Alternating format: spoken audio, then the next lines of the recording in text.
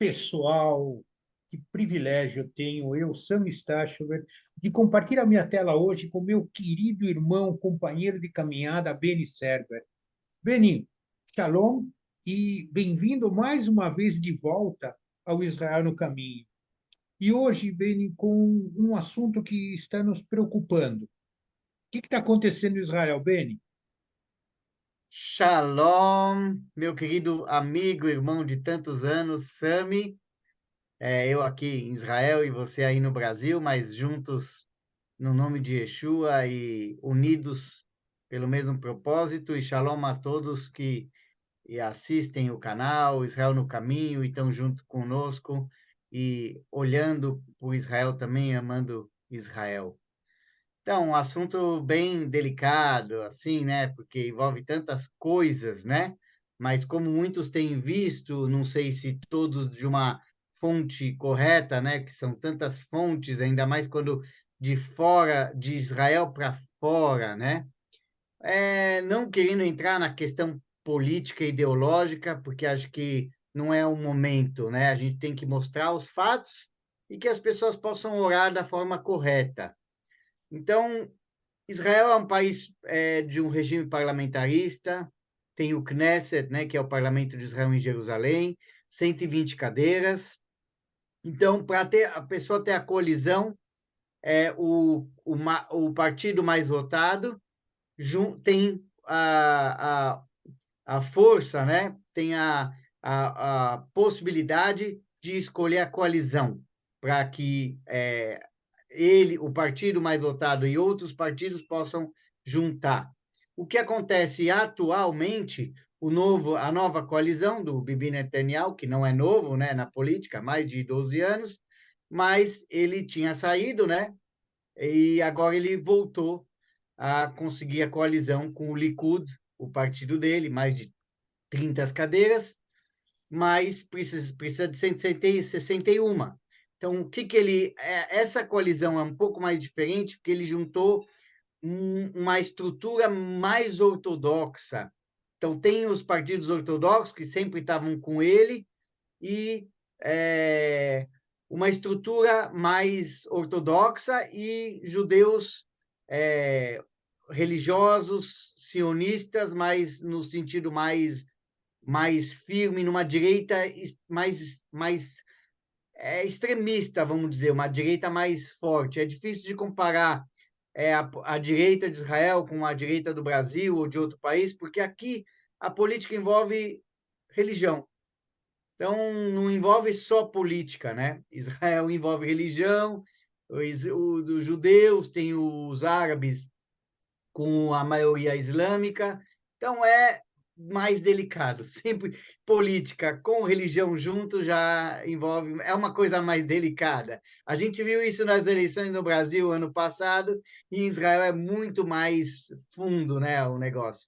Mas, enfim, o Bibi está aí com a coalizão, essa coalizão de direita mais extremista, ultra-ortodoxa, há uns 2 meses, e alguns fatos que eu queria deixar aqui, que está acontecendo. Não vou dar opiniões diretas, porque nós vamos ficar aqui 1 hora, 2 horas aqui, mas falar algumas coisas que estão acontecendo para a gente poder orar, para vocês também no Brasil e brasileiros ao redor do mundo poder orar por Israel e entender o sentido espiritual também. O Bibi tem vários processos já há alguns anos. Esses processos começaram a ser na Justiça 2016, 2017, mais ou menos, e ele agora está querendo fazer a reforma do judiciário, como o STF de Israel, que chama Bagatz. Então, ele quer tirar um poder desse STF de Israel. Ele quer diminuir o poder, fazer uma série de reforma do judiciário. Bom ou ruim, eu não vou dizer aqui. Mas tem a esquerda, que também é radical em Israel, tem várias questões, e muita gente se opondo, a mídia entra, já sabe como é que é, né? Aí as manifestações estão muito fortes em Israel, e encontra uma estrutura dos ortodoxos que estão dizendo: você O Bibi não tem só 61, que é o mínimo, mas ele está com 64. Então, ele tá com uma colisão muito forte para votar no parlamento de Israel. Então, ele está com poder político e parlamentar. Mas é delicada a situação de Israel, porque você vê a esquerda manifestando e várias questões. Então, tem esses processos dele na justiça, que ainda não fecharam, estão aí, ao mesmo tempo, a extrema-direita, os religiosos radicais, falam: nós não é nosso problema os seus processos, mas se você quer que a gente te apoie na reforma do judiciário, nós queremos apoio nas nossas leis. E como são religiosos, então eles têm ideais de radicalizar e de fazer regras com que Israel tenha uma estrutura debaixo de leis religiosas, né?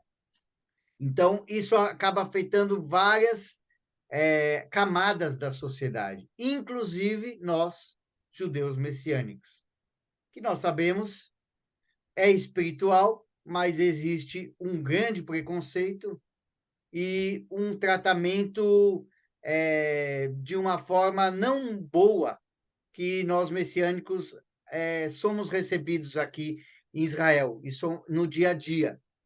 E existem algumas tentativas de fazer leis para que possa impedir judeus messiânicos de falarem de Yeshua na rua ou em outros lugares, ou seja, inibir os judeus messiânicos, que somos 20, 30 mil, mais ou menos, em Israel. Mas parece que o Bibi barrou isso para que não tenha para que ele não tenha uma, vamos dizer assim, os judeus messiânicos, eu vejo que o mundo crente ainda não apoia tanto como deveria os judeus messiânicos. Por exemplo, judeus messiânicos são tratados com leis que nos inibem. Será? Essa faço uma pergunta para cada um e que orem por isso. Será que brasileiros, crentes e americanos, que é a força, né, dos crentes, né, Estados Unidos e Brasil, vão se levantar? Porque o Bíblia fala que apoia o mundo cristão, né, o mundo crente. Será que todos os crentes, ou a maioria do Brasil e dos Estados Unidos, vão se levantar e falar: olha, se você mexer, se Israel mexer com os judeus messiânicos, vai mexer com a gente? Ou não vai ser a mesma coisa? Essa é a pergunta que eu quero deixar para cada um orar. Então, isso afeta algo em nós, a nossa fé. Eu entendo que nós estamos chegando no princípio das dores, e há profecias, e a palavra diz que a coisa vai ficar estreita para aqueles que creem em Yeshua, judeus ou não judeus pelo mundo. E nós já vemos isso até no Brasil, hoje em dia na política, e em muitos outros países. Então, eu entendo que, por um lado, a gente tem que entender que não vamos nos inibir, acontece questões políticas e tal, mas eu entendo que a gente tem que olhar com uma forma espiritual, que o próprio Senhor está permitindo que essas coisas tenham acontecendo e que se estreite para que aqueles que realmente têm uma fé inabalável, que creem realmente, não como o Pedro de antes que ainda não conhecia Yeshua realmente, que ainda não cria em Yeshua, andava, mas ainda não tinha nascido de novo, vamos dizer assim, e o Pedro que reconheceu que Yeshua é tudo para ele e não era para negar Yeshua.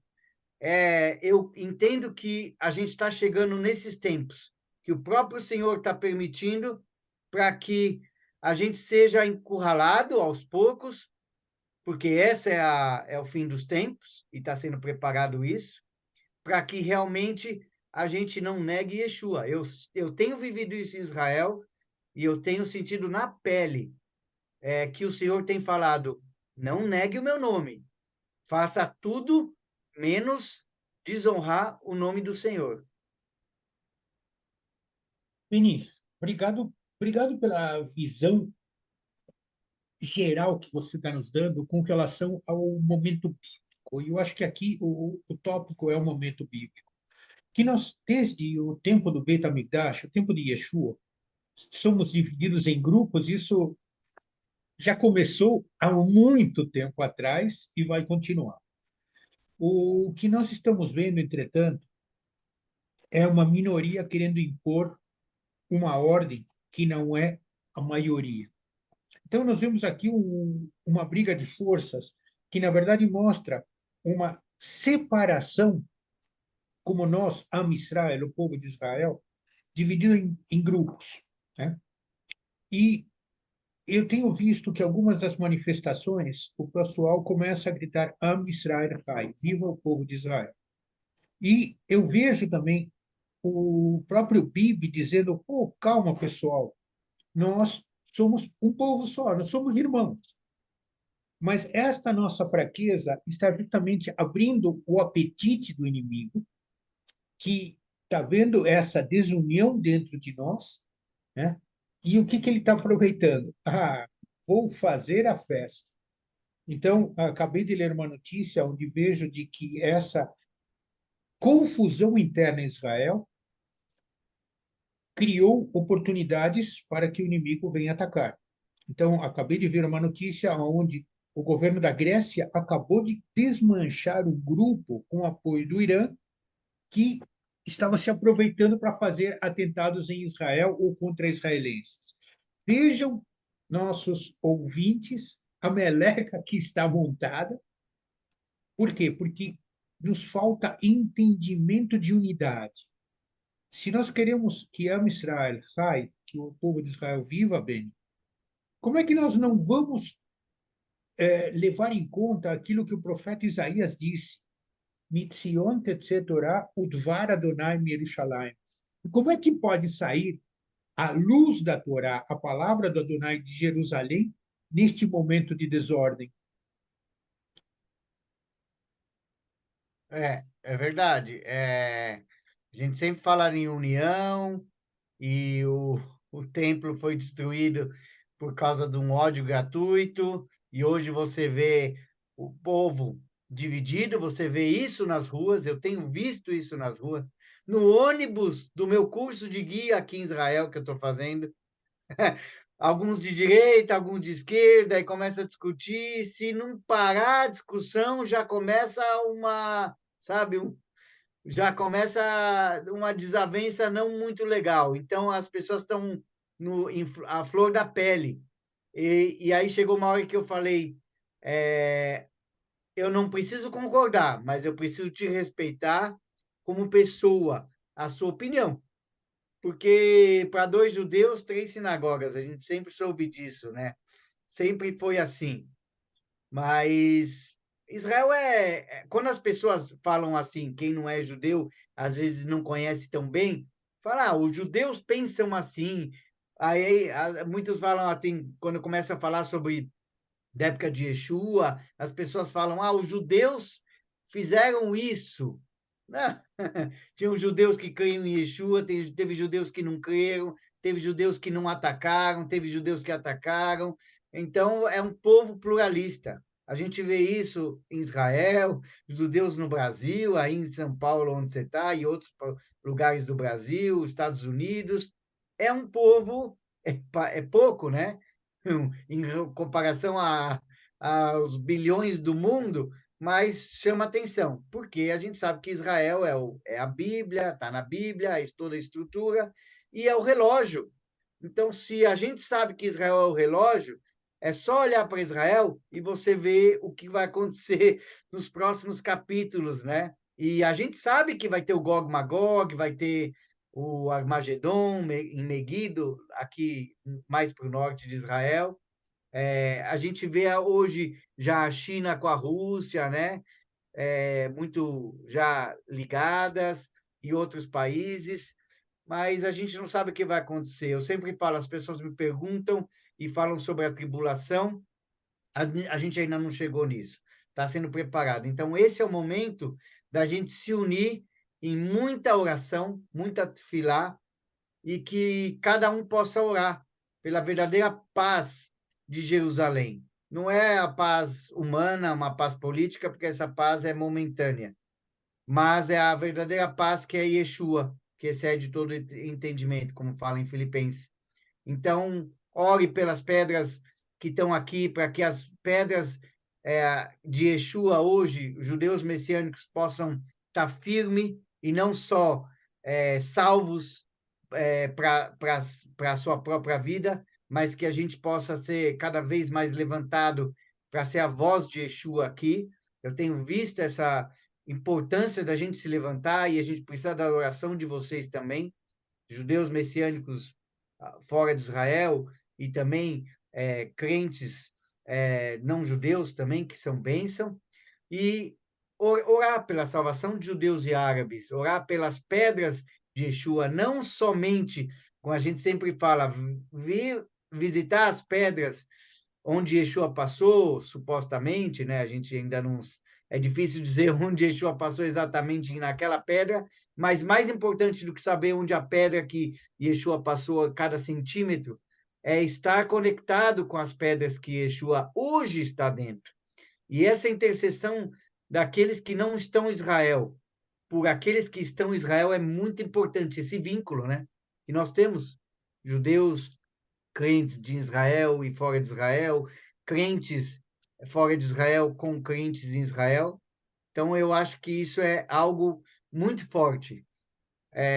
Nem todo mundo consegue vir para Israel nesse momento, nem todo mundo consegue fazer tudo, mas orar e conseguir com que outros entendam a importância de orar por Israel, por salvação de muitos de Israel, árabes, claro, também, essa verdadeira paz de Yeshua, e para que os judeus messiânicos e árabes crentes, todos aqueles que vivem em Israel crentes em Yeshua, possam ser levantados como tochas, como or, como luz, para que não fiquemos calados, mas com amor possamos falar com as pessoas e dar o testemunho de Yeshua. Hoje eu tive a oportunidade no meu curso de guia de falar de Yeshua, de mostrar a minha fé com calma, com tranquilidade, e é isso que Yeshua quer de nós. Ele quer que, diante das nossas imperfeições, das nossas falhas, mas que a gente seja capacitado por ele e queira